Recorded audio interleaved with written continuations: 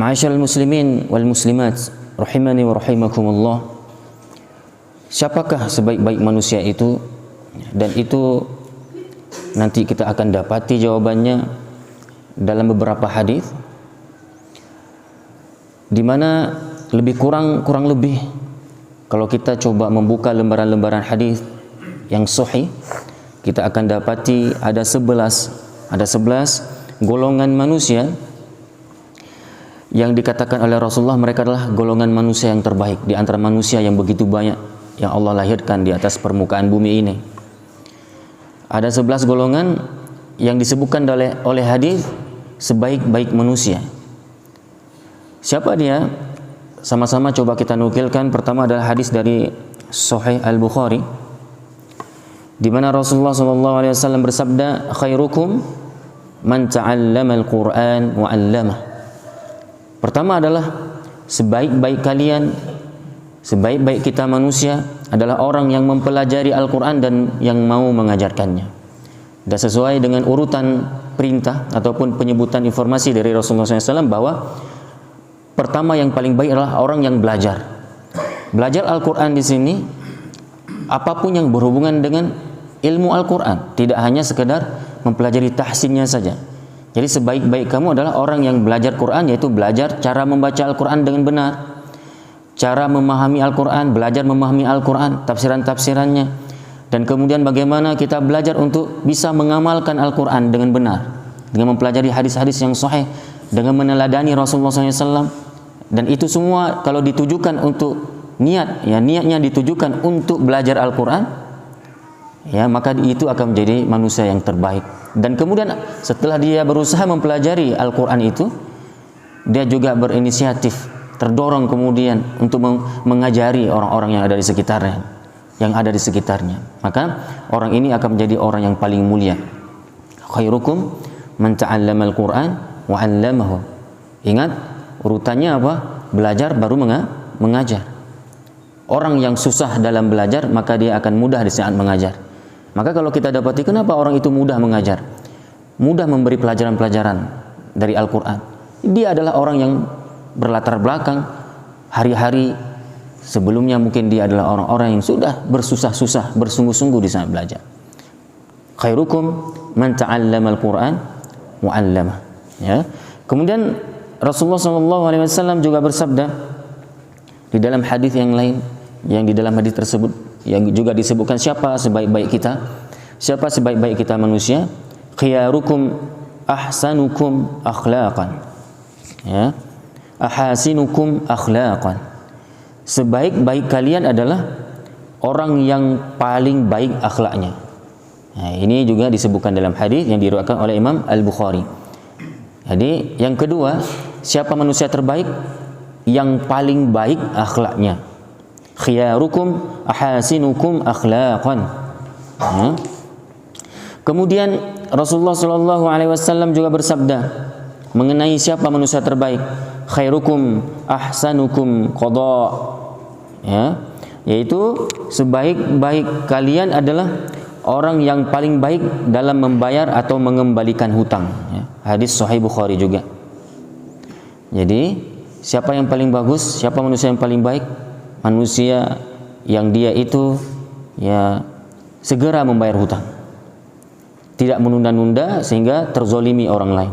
Karena terkadang orang yang kita pinjamkan hutangnya ataupun orang yang kita ambil uangnya untuk kita berhutang, itu ada kebutuhan-kebutuhan, ada keperluan-keperluan. Apakah itu kebutuhan ya, konsumsinya, dapurnya, ya, untuk kebutuhan berobat dirinya, anaknya, lain sebagainya. Sehingga ketika kita menahan diri untuk menunda-nunda, ya, untuk tidak membayar hutang orang lain, itu bahagian pada kezaliman. Ya, itu bahagia pada kezaliman. Maka muncullah kemudian sabda Rasulullah SAW, sebaik-baik manusia adalah dalam persoalan hutang piutang, ia adalah orang yang segera membayar hutang ketika dia sudah mampu, ya, ketika sudah mampu. Jadi kalau udah mampu bayar segera, itu lebih utama, ya. Jangan nanti ketika udah mampu malah kita tidak membayarnya dan kita gunakan untuk hal-hal yang tidak urgen, untuk hal-hal yang bersifat mubah. Kita keluarkan uang untuk makan minum yang mewah, untuk membeli pakaian-pakaian yang sudah, padahal kita sudah memiliki pakaian tersebut, sudah ada pakaian, kita juga kepingin membeli pakaian-pakaian baru, padahal kita masih berhutang ke orang lain. Ya, maka dari itu membayar hutang lebih utama. Dan itu akan menjadi nanti manusia terbaik dalam persoalan hutang. Ya, hadis Sahih Bukhari. Kemudian, saudaraku rahmati Allah Subhanahu Wa Taala, Rasulullah SAW juga bersabda mengenai siapa manusia terbaik. Ya, khairukum man yurja khairuhu wa yu'man syarruhu. Sebaik-baik kalian adalah orang yang paling boleh diharapkan kebaikannya, orang yang sangat diharap-harap kebaikan oleh orang lain, orang yang dinanti-nantikan kehadirannya karena dia adalah orang baik, orang yang mendapatkan manfaat, orang yang mendapatkan banyak manfaat untuk orang lain, yang mana keberadaannya adalah sesuatu yang dinantikan, sesuatu yang diharapkan, dan aman dari keburukannya. Nabi menyebutkan seperti itu. Sebaik-baik kalian, siapa sebaik-baik kalian? Kata Rasulullah adalah orang yang paling boleh diharapkan kebaikannya dan aman dari keburukannya. Jadi kalau kita sudah menjadi orang yang orang lain mengharap kebaikan dari diri kita, ya, karena memang kita dikenal orang baik dan juga aman dari keburukan kita, maka kita sudah menjadi orang paling baik. Sebaliknya, disebutkan dalam riwayat yang lain, siapa manusia paling buruk? Manusia yang tidak diharapkan kehadirannya karena keburukan dirinya itu. Kehadirannya, keberadaannya di tengah-tengah kaum merusak, menyakiti hati, ya, membuat orang itu gundah, gelisah, terganggu. Ya, karena apa? Karena keburukannya tadi membuat orang tidak aman. Nah, inilah manusia terburuk. Sedangkan manusia terbaik apa? Orang yang memang diharap banyak kebaikan dari dirinya itu dan mampu diharap kebaikan dari dirinya. Ya, kemudian apa? Aman dari keburukannya. Dia bukan manusia yang suka berbuat jahat ke orang lain. Hadis Sahih Tirmidzi. Kemudian Rasulullah juga menyebutkan dalam hadis yang lain, siapa mereka? Manusia yang paling bagus. Ya, khairukum li ahli. Jadi siapa yang paling baik di antara kita? Sebaik-baik kita adalah yang paling baik terhadap ahli keluarganya. Ya, paling baik dalam urusan berumah tangga. Hadis yang diriwayatkan oleh Imam Ibnu Hibban. Disebutkan dalam hadis yang lain mengenai siapa manusia yang paling baik. Rasulullah SAW bersabda, khairukum man at'ama at-ta'ama wa radda as-salam. Sebaik-baik kalian adalah orang yang memberi makan kepada orang lain dan menjawab salam. Sebaik-baik kita siapa? Yang suka memberi makan ke orang lain dan juga menjawab salam. Ini terdapat dalam kitab Sahih Al-Jami'. Kemudian orang berikutnya yang dikatakan dia akan menjadi orang terbaik di antara orang-orang yang ada. Manusia terbaik. Ya. Sebaik-baik kalian adalah orang yang paling baik dalam meluaskan tempat bagi orang yang masuk dalam shaf, yaitu dalam sholat. Ya. Sebaik-baik kalian siapa? Orang yang paling baik dalam meluaskan tempat. Bagi siapa? Bagi orang yang mau masuk dalam shaf salat. Berikan. Ya, berlapang-lapanglah. Jangan dipersempit. Jangan sampai kita itu tidak memberi ruang untuk orang lain, padahal masih ada kekosongan, kerenggangan shaf. Maka berikan. Ya, ini adalah menjadi orang yang terbaik juga dalam perkara salat. Rasulullah SAW juga bersabda, khairun nas man tala umruhu wa hasuna amaluhu. Sebaik-baik manusia adalah orang yang panjang umurnya dan baik amal perbuatannya. Jadi tidak hanya sekedar panjang umur, namun umur yang panjang tersebut diisi dengan kebaikan dan kebaikan sampai akhir dari hidupnya itu dengan kebaikan itu. Mati dalam keadaan husnul khotimah, itu maksudnya. Nah, kalau kita bicara sebaliknya, itu juga ada sambungan hadis sebenarnya. Seburuk-buruk manusia siapa?